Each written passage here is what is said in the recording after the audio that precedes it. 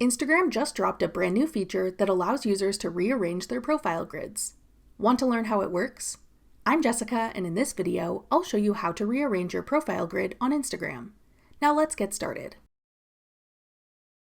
To rearrange your profile grid on Instagram, first ensure you've updated your Instagram app to the newest available version. Then open the Instagram app and go to your profile.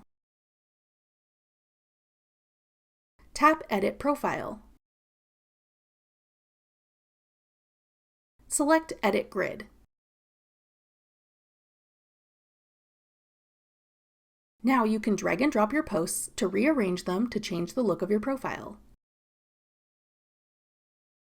If you make a change and then decide you don't like the look of it, you can tap Undo in the top right corner to go back a step.